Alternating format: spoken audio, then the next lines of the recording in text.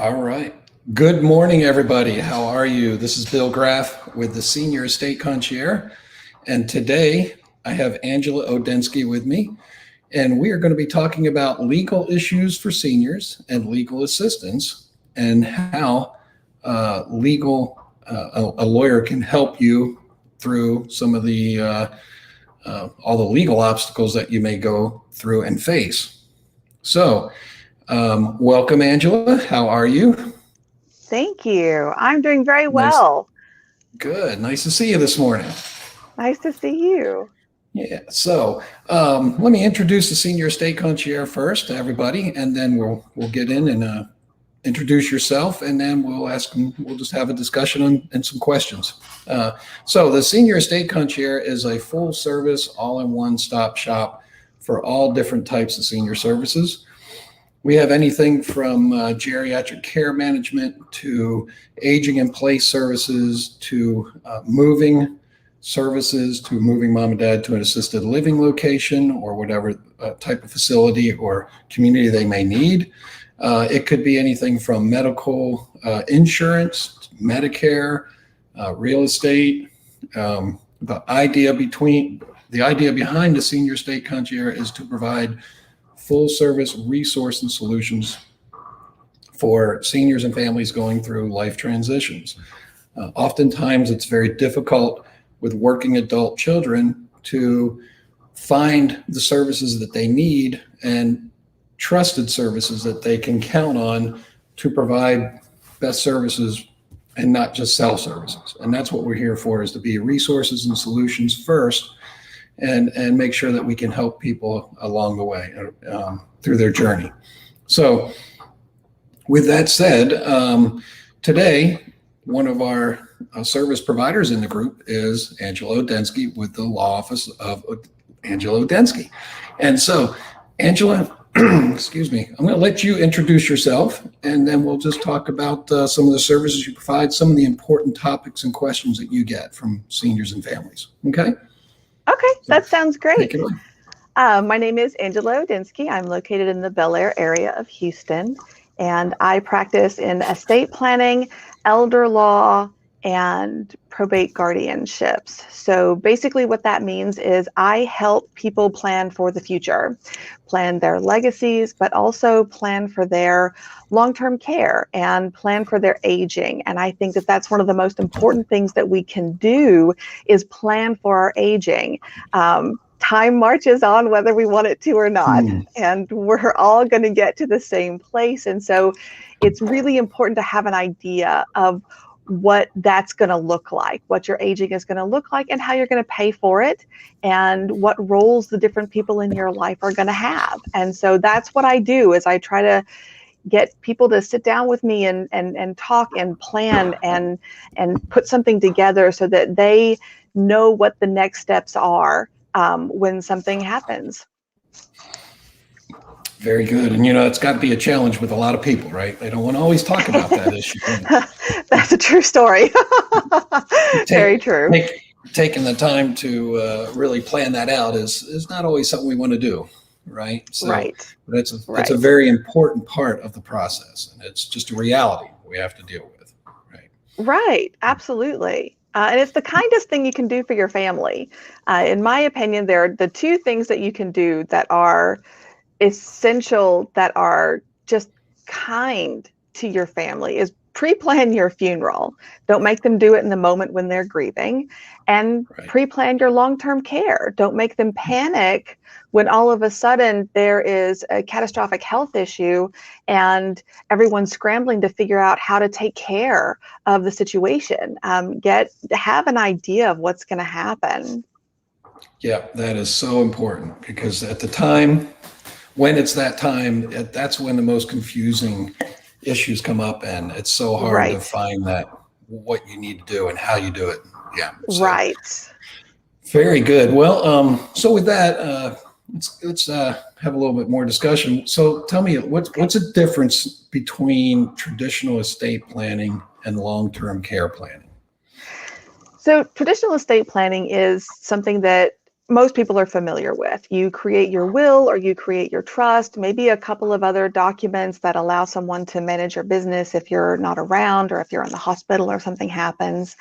But it's focused on your legacy. So estate planning is focused on what happens after you die, and how your stuff is distributed to your family and what you want to be, how you want to be remembered. That's traditional estate planning. Long-term care planning and elder law is focused on this time period between when you're retired and doing all the traveling and doing what you want to do, and then death is somewhere over here, but there's this time of decline, right? And so an elder law attorney is kind of focused on that time of decline when you're still alive, but you need additional help. We're not so much concerned about your legacy. We want to wrap that in with everything else. But our primary concern is your care. It's making sure that you are able to age with dignity and pride, and that you can continue living your life the way that you had envisioned it, that you have a vision for what you want your aging to look like. And so I think that that's one of the biggest differences between a traditional estate planning attorney, which is absolutely essential, and an elder care or long-term care planning attorney, is that we're focusing on different things and we're putting teams together for different things. A traditional estate planning attorney is going to be very focused on your financial advisor and your CPA, and those are all very important things to have everyone together on the same page, how your assets are going to be dealt with. Elder care attorneys also are very interested in your financial planning and your CPA, but we also want to know about your geriatric care managers. We want to know about, like, what are your home health care providers? Who are they? Are they people who have your best interest at heart? Are they people who are really evaluating your situation? Are you managing your non-financial day-to-day business as well as you could be? And so we have a different focus on the teams that we build and help you build, as well as what we want to make sure is in place. Right. Great explanation. It's really important. Yeah, I think you said it so well. I can't say it any better. So, it's afterlife and it's before afterlife, right? More or less. Right. So, it's so important and the fact that you will have your other pieces of the puzzle, if you will, together and consulting with them to make sure all the pieces are together, right? And in place and ready to go. So very good. So if I have a will, it tells everybody, where my assets are going and what's going to happen. Isn't that enough? That's all I need, right? It's not. One of the most interesting myths that I am confronted with by clients is they'll get me on the phone and they're like, oh, well, I've already named my oldest child as my executor. And they want to talk about that in terms of who's going to be making decisions for them as they age, and who's going to be able to go to the bank and write checks for them, and who's going to be able to take care of their bills and sign contracts and make decisions if they're not able to. And they're like, oh, I've already named an executor in my will. And I have to explain to them that the executor in your will is only valid after you die. So your executor doesn't do anything while you're alive. And by the same token, your agent in your durable power of attorney can't do anything after you're dead. And so there are distinct documents that have to be put in place for distinct times in your life. So if you have a will, that's wonderful. That's going to make things a lot easier on your family after you pass. But you should also have a really robust, durable power of attorney that names somebody that you trust completely to manage all of your business affairs, all of your financial affairs, everything that deals with your day-to-day existence. You need somebody to do that while you're alive, understanding that the moment you pass, that document is void and then the will picks up after a court says that it's a valid will, right? And so it's important to have all these documents in place. And a durable power of attorney isn't enough. You should also have a medical power of attorney, because our durable powers of attorney only manage our finances. Our medical powers of attorney manage our medical decisions. And so there's a whole lot of decisions that come up as we age that have to be taken care of. And if you or a loved one aren't able to make those decisions, then somebody has to be there to take up that slack. There has to be somebody who can make those decisions instead. Okay, and that could be the same person in theory, right? Yes, absolutely. It can be whoever you want. Right. One of the things I tell my clients all the time is that, you know, if you don't have a good relationship with your children or you don't trust them, don't name them. There's nothing saying that they have to be named. If you have a great relationship with all of your children, name them in order of succession. 1, 2, 3, 4, 5, stack them up like dominoes. It's really however you're going to be most comfortable. I think it's really important to name more than one person, especially when you have a spouse, because generally speaking, your spouse is going to be the first agent. But if both of you happen to get into a car wreck at the same time, somebody needs to be able to step up. There should be some kind of successor agent. And it can be a big job. So it needs to be somebody who's able to manage that job, or who's able to hire people to help manage that job. And you have to give them authority to do that. These documents have to be drafted in such a way that you're giving appropriate authority to the people who are going to be making decisions. Yeah, that's a very good point of having somebody that can handle that and really be able to manage it. Because I personal experience with me is my father's death recently. And thankfully, he had my brother that was local to take care of all that, and he has the time, and he was very diligent about it. And seeing all the work that he's put into it after this, you would think it wouldn't be that bad. My father was very organized, but it was still so much work to figure out all these different things that had to be done. So, good point. Very good point. Yeah. So, what other documents should I have other than? Other than those documents that you were talking about, the durable power of attorney, medical power of attorney, and how often should I have those updated or reviewed? So some more documents that I, generally speaking, when I put together an estate plan for somebody, we have several documents. So there's the physician's directive, which is an opportunity for you to say now whether you want to be on artificial life support. If you are not expected to live longer than 6 months, or you're not expected to get better, your prognosis is not expected to improve, you can say how you want to be treated. So that's a very important document for your family to have.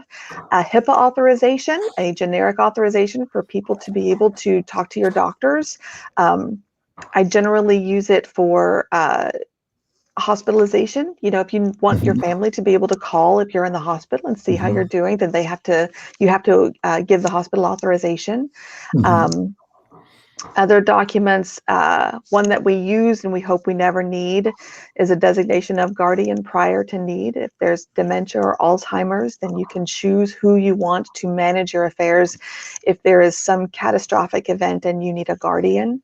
And then finally, the appointment of agent for disposition of remains, which is the person who plans and pays for your funeral. I know that funeral directors like this document a lot because there are no fights. There are no fights over what happens when you have this document, because one person is named and what that person says goes. And so they don't have to worry about family members, you know, mom wanted this. Well, no, mom really wanted this. They have a decision maker, and they can rely on that decision maker. So those are general ones that that I always do. Generally speaking, review your will when something happens in your life. As you age, as your children age, when they graduate from college, when you have a better sense of, if you drafted your will when they were 5 and 6, and now they're 25 and 26, you have a much better idea of who they are as people. You have a much better idea of who they're going to be as adults. And so maybe you want to revisit that. Maybe now you want to add them to your powers of attorney as your agents. Another thing I run into is this idea that people think estate planning is one and done. You do a will one time, you put it in your safe, and you never look at it again. And that's not true, because life isn't one and done, right? Things happen all the time. Marriages, divorces, new children, surprise children, deaths, births, the whole gambit. And Sure. when things happen, it's really important to review those documents to make sure that they're still doing what you want them to do. And make sure that the people that you named in them are still in your life. If you named your best friend 20 years ago and he's moved to another country as an expat working for a big corporation, then maybe that's not who you want to be managing things now. Right. Doesn't mean you're not still friends. It just means that maybe they're not around to do that. So you always want to review those things just to make sure that people you've named are still the people you want in those jobs, and to make sure that those documents are still doing what you want them to do, and that you don't need anything more robust, or you don't need different provisions.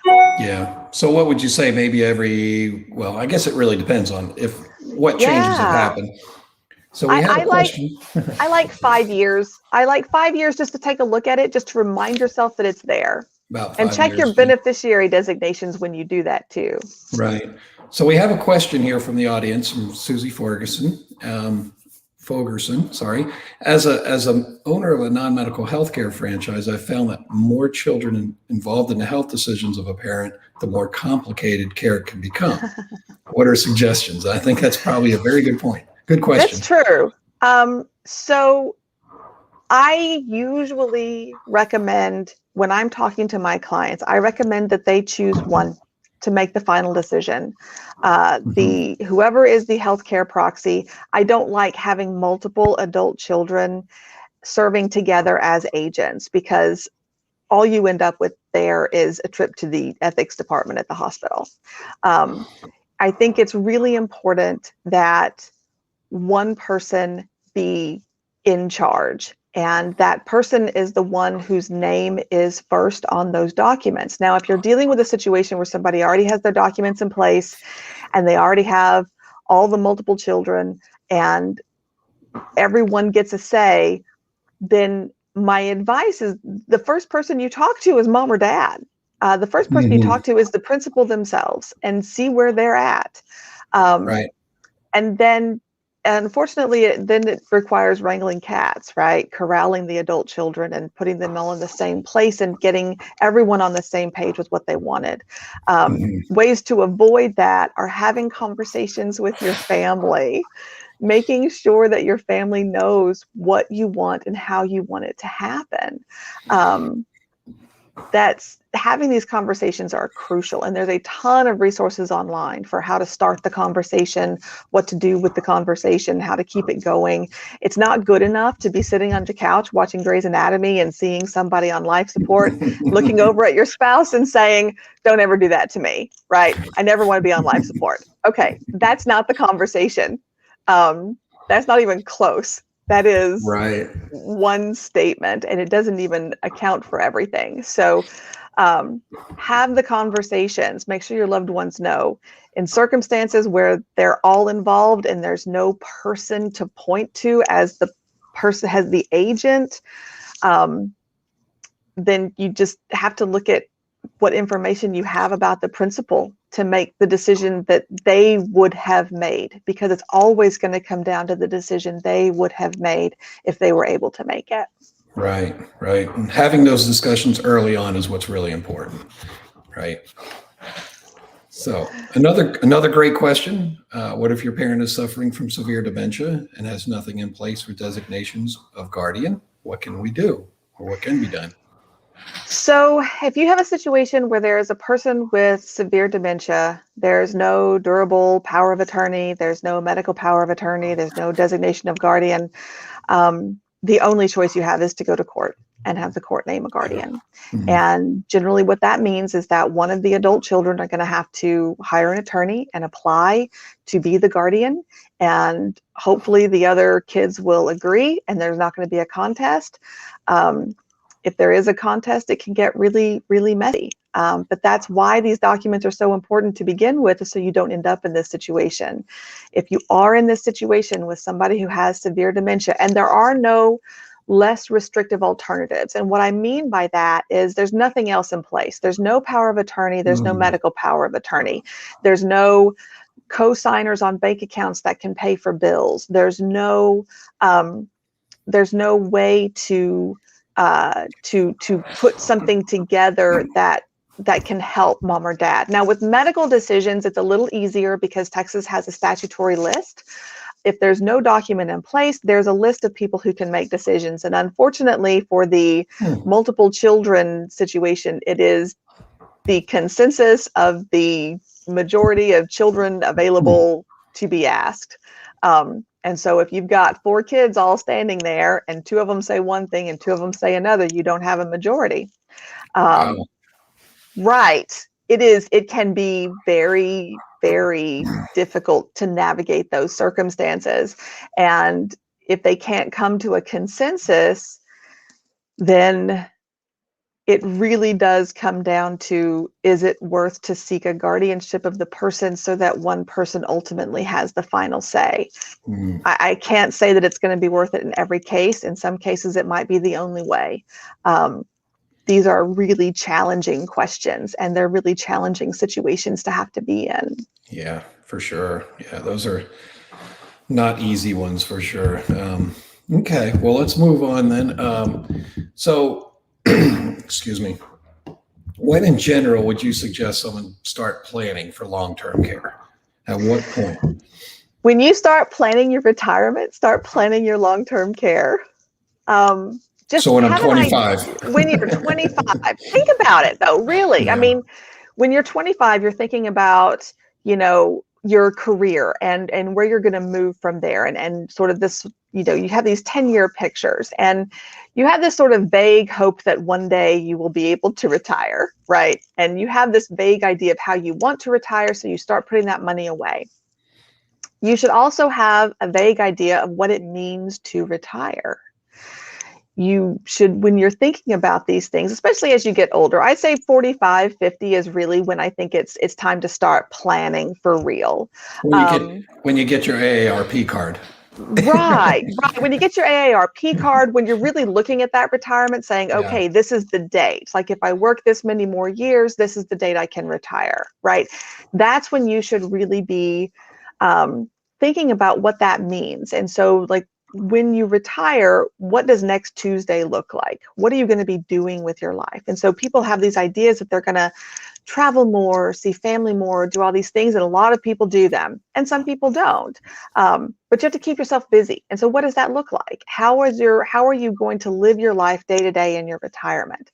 And one of my favorite expressions, I guess, from a financial advisor, friend of mine, is they plan for the go-go years, which are those years right after retirement, the slow-go years, which are those years that are sort of in between retirement and age, and so as you age, kind of slowing down, and then the no-go years, which are those years when you can't do what you used to be able to do, right? And so they try to plan for those 3 stages of retirement, because it's not live, work, retire, death. Right? There's that decline again. And so we need to know what we're going to do in that decline and how to afford it.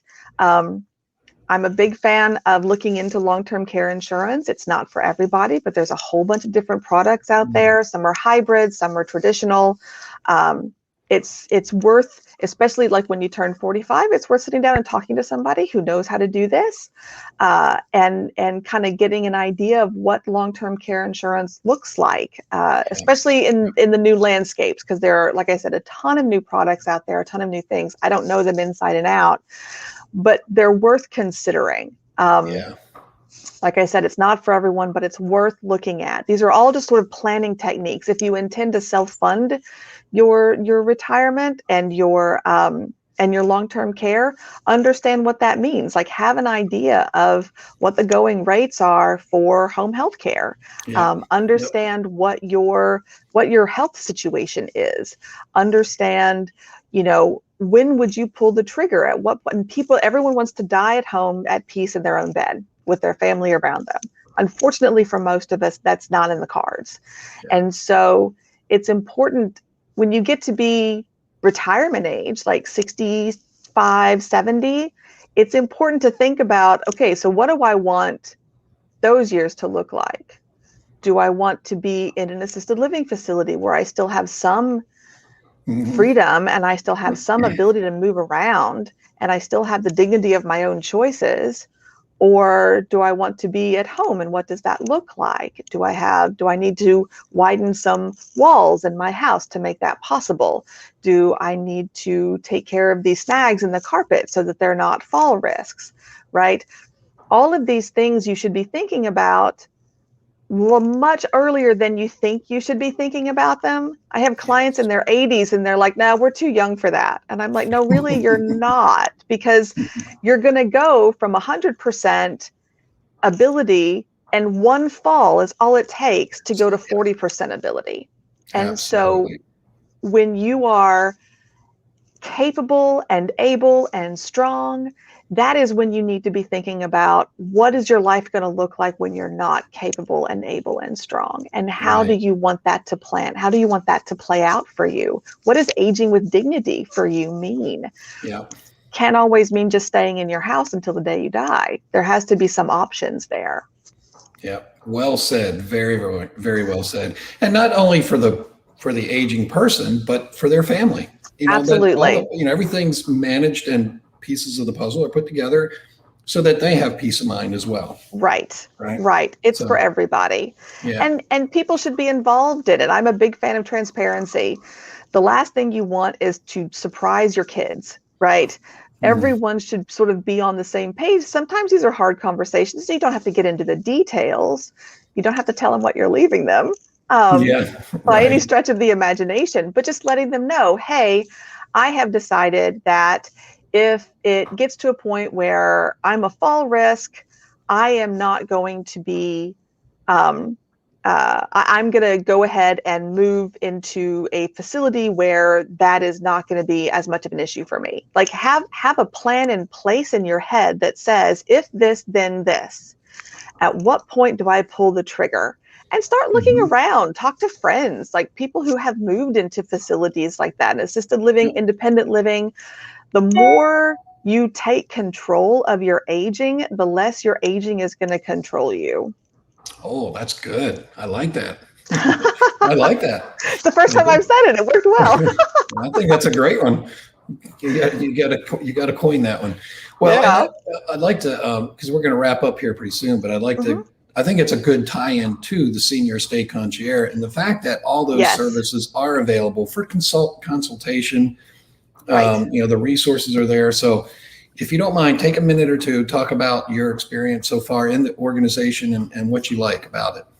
Oh, absolutely. So one of the greatest things about the Senior Estate Concierge is the number of people available that are in all different areas of senior care, senior finance, senior facilities. I have tapped our financial advisors for advice with clients.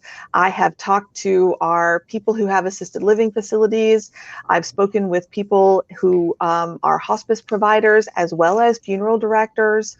When I have a client that calls me and says, this is where we're at, we don't know what to do, my first thought is, here's my list of resources and here's what we're going to do. Let's have somebody come out and see how much your house is worth. Okay, we're trying to talk about how we're going to pay for long-term care. Let's talk about the house first, because that's usually where people's equity is.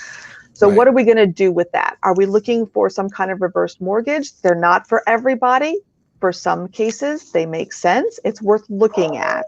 Are we going to look at selling the house and using those funds to pay for something else? Are we going to look at, how are we going to look at the big picture? What's your income? What are your assets? What's your equity? What can we do to plan the long-term care and pay for it the way that you had envisioned it?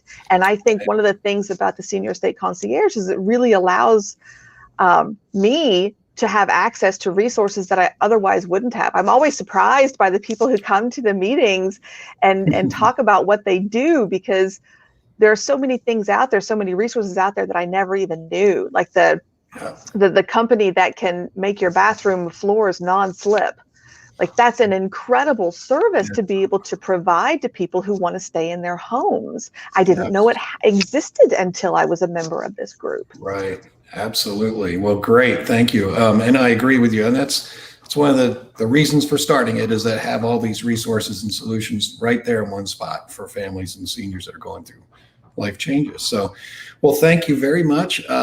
If there's any questions out there in the audience, please feel free to contact us, either Angela directly or myself, and we'll be glad to answer your questions the best we can or connect you with the people that can. Absolutely. Absolutely. So, thank you again, Angela, very much. It's been a pleasure, and you have a wonderful day, and we'll talk to you soon. Okay. Thank you for having me. You have a wonderful day.